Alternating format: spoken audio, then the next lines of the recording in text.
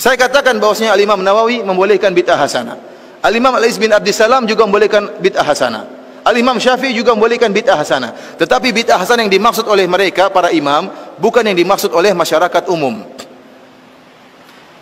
Yang dimaksud dengan bid'ah hasanah oleh mereka adalah sarana-sarana.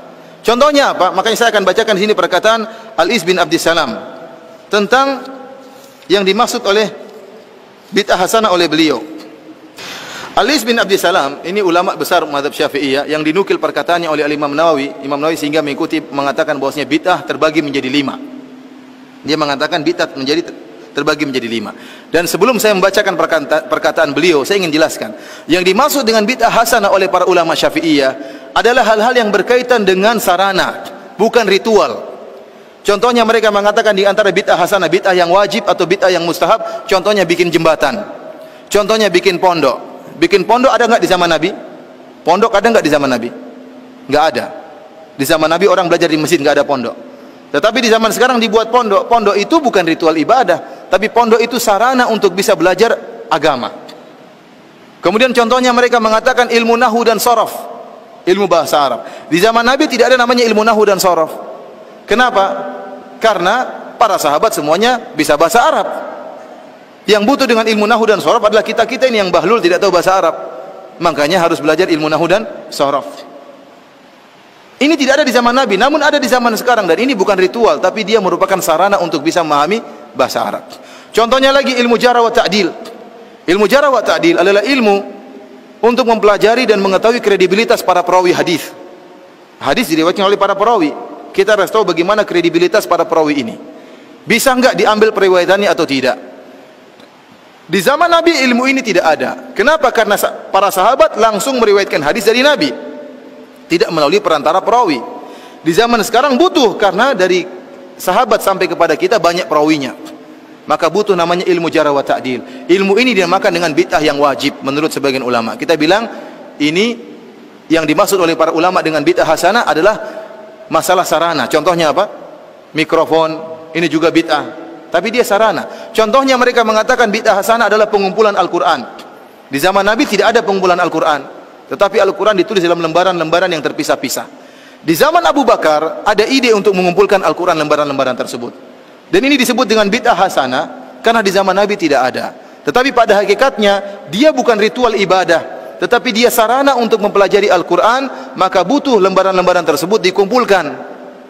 Karena yang disebut dengan bid'ah hasanah oleh sebagian ulama adalah masalah sarana-sarana, bukan ritual. Kalau ritual seperti tadi, sholat raghaib, sholat malam nisfu Sya'ban, tambahan wa barakatuh, mengangkat jenazah sambil berzikir, ini diingkari oleh Imam Nawawi, disebut dengan bid'ah yang mungkar.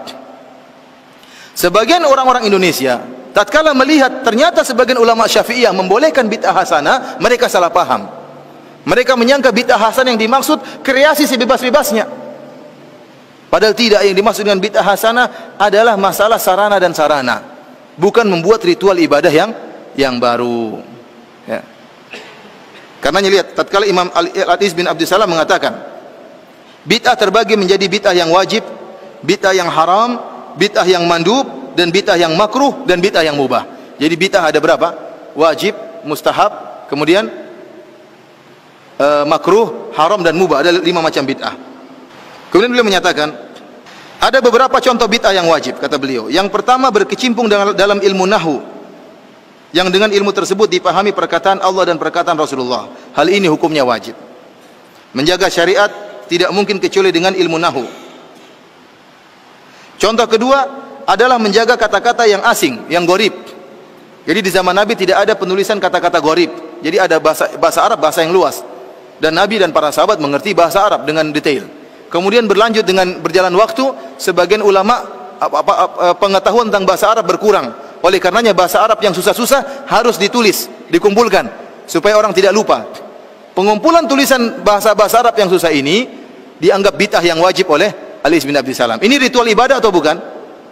Bukan, dia bukan ritual, tapi hanyalah sarana untuk menjaga syariat.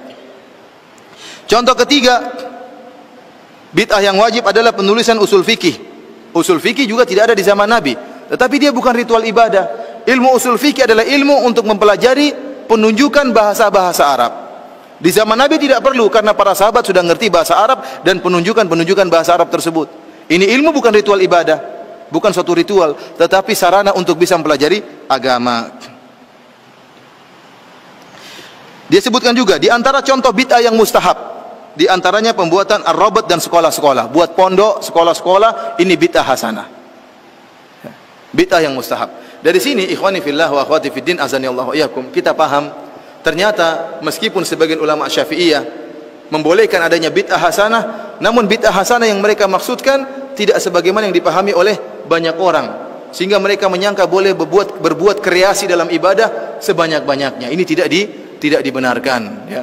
Yang dimaksud bid'ah hasanah oleh mereka hanyalah, ya, perkara-perkara yang berkaitan dengan sarana dan bukan ritual ibadah. Karena kalau kita membuka bab ini, setiap orang boleh bikin ritual agama, maka akan banyak kelompok-kelompok yang aneh-aneh. Akan banyak kelompok yang aneh-aneh. Ada yang berzikir dengan menggerakkan kepalanya, la ilaha illallah, ya, seperti itu apa? Illallahnya harus begini. Kenapa begitu? Enak saya rasakan. Kenapa kalau saya illallah sebelah kiri enak atau tidak, ya? Orang juga, ya. Oleh karena saya katakan bid'ah hasanah semuanya relatif, tidak ada yang absolut. Beda dengan syariat. Kalau syariat Islam, solat berjamaah semua sepakat itu baik, bersedekah semuanya sepakat itu baik, solat malam semuanya sepakat itu baik. Tetapi bid'ah hasanah pasti ada khilaf. Contohnya seperti kalau bid'ah hasanah, kenapa dikatakan relatif? Karena dia baik menurut sebagian orang, menurut kreator bid'ah tersebut baik, tapi menurut yang lain tidak baik. Contohnya orang-orang Syiah tatkala berbuat bid'ah memukul-mukul tubuh mereka tatkala 10 Muharram, hari Asyura. Kita bilang itu perbuatan buruk, tapi kata mereka orang Syiah ini baik. Dengan saya memukulkan diri saya, mengeluarkan darah, saya ingat bagaimana perjuangan Hussein, menambah iman saya. Nah, sekarang repot, kita mau larang bagaimana? Kita bilang nggak baik, menurut dia baik. Dan kita punya kaidah sama-sama boleh bikin kreasi. Kalau kita punya kaidah boleh berbuat kreasi sebebas-bebasnya, maka kita tidak akan bisa mengingkari siapapun dalam berbuat bid'ah. Kalau tadi ada yang bilang la ilaha illallah gini, kita bilang kenapa kamu zikirnya kayak gitu? Kan susah kalau di kamar bisa kejedut kepalanya. Dia bilang ini enak kalau saya, illallahnya enak digoyangkan. Berarti kalau saya illallah belok kiri boleh enggak? Kalau ke belakang illallah enak enggak, ya? Seperti itu, ya. Akhirnya orang bebas saja mau berzikir. Mau bikin zikir apapun, bikin ibadah apapun enak.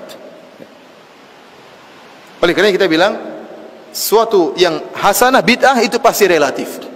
Namun anehnya masing-masing merasa itu yang baik dan memburukan yang lainnya. Sekarang ada banyak 5 pelaku bid'ah misalnya.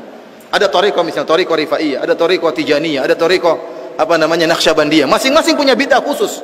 Masing-masing punya bid'ah khusus. Masing-masing punya salawat khusus. Masing-masing punya cara ibadah khusus. Yang satu menganggap dia yang terbaik, yang lain kurang baik, yang lain juga demikian. Masing-masing merasa terbaik. Itulah akibat dari bid'ah. Padahal ikhwani fillah azanillahu iyyakum, kalau boleh bebas berbuat bid'ah,